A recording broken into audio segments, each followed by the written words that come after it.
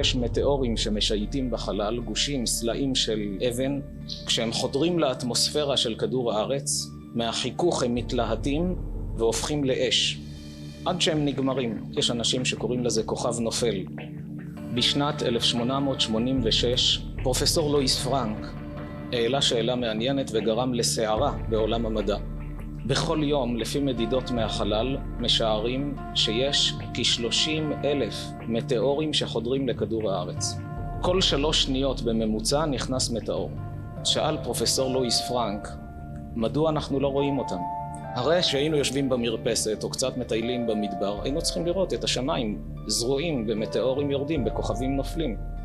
לואיס פרנק טען שכנראה שחלק גדול מהמטאורים האלה הם בכלל לא עשויים מסלע של אבן כמו שחשבו, אלא מדובר בגושי קרח גדולים.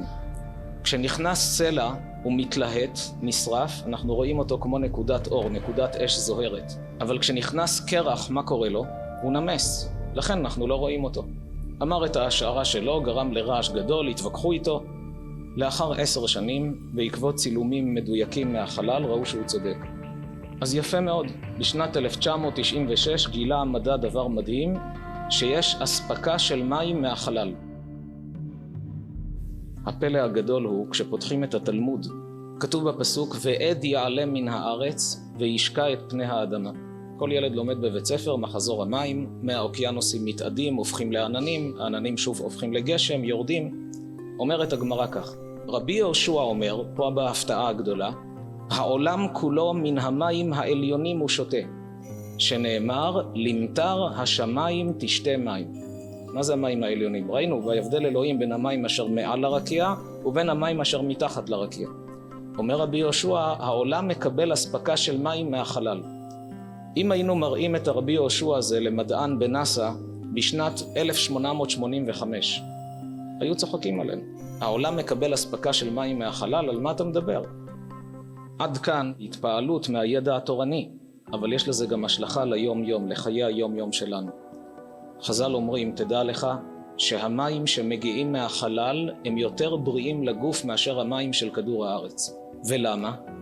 אומר החתם סופר, כשאנחנו מדברים, הדיבור שיוצא מהפה, גלי הקול, העדים שיוצאים מהפה, מתערבבים בעדים של העננים. אנחנו מדברים, יש עדים, והחלל אנחנו לא רואים מה קורה באוויר, הכל מתרומם, הכל מתערבב.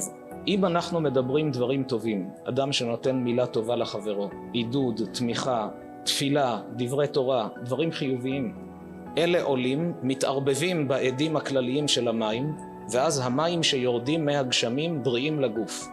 אדם שמנבל את פיו, מקלל, מילים לא נקיות, בדיחות שלא ראוי לספר אותן. הוא חושב אני רק צוחק, אבל הוא מזהם את האוויר של העולם. אומר החתם סופר, מהגשמים שיורדים במקום שאנשים מלכלכים את הפה, המים האלה פחות בריאים מאשר אותם מים שמגיעים מהחלל.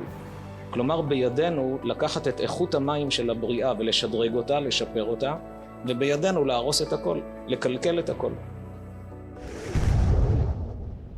אדם שרוצה לבדוק בעצמו מה זה כוח הדיבור שלו, שיערוך ניסיון. עד היום כל אלה שניסו לצחוק על הניסיון הזה ועשו אותו, התקשרו אליי בהתנצלות.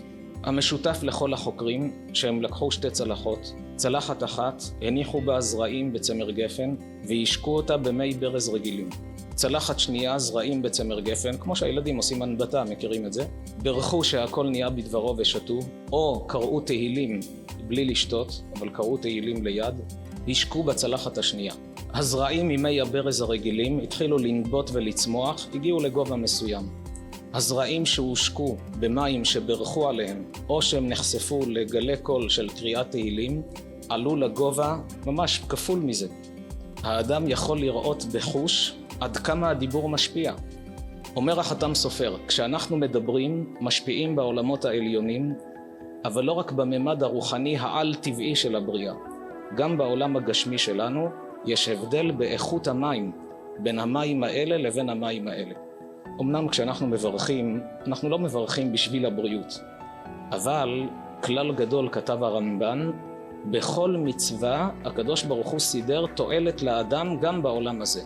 כשהאדם מדבר טוב, נראה לו רק עשיתי הרגשה טובה לחבר שלי, ראיתי אותו ברחוב, בלי מצב רוח. נתתי לו כמה מילים של עידוד, של תמיכה, כמה הוא טוב, כמה הוא חשוב.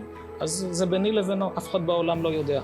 אחרי שאדם מגיע לעולם האמת, יראו לו כמה שפע וברכה הוא הוריד לכל העולם. איך הוא שיפר את האיכויות של הכל, אפילו של הצמחים שהושקו באותם מי גשמים מהדיבור שלו. כך תפילה של אדם. לימוד תורה, זה מה שכתוב, אם לא בריתי יומם ולילה, חוקות שמיים וארץ לא שמתי. זה כל אדם נמצא בבית, יש לו 5 דקות פנויות, יוציא ספר, ילמד תורה. 5 דקות האלה הוא שותף לעוד הרבה שלומדים באותה שעה, מקיים את הבריאה, שכרו גדול ועצום ורב.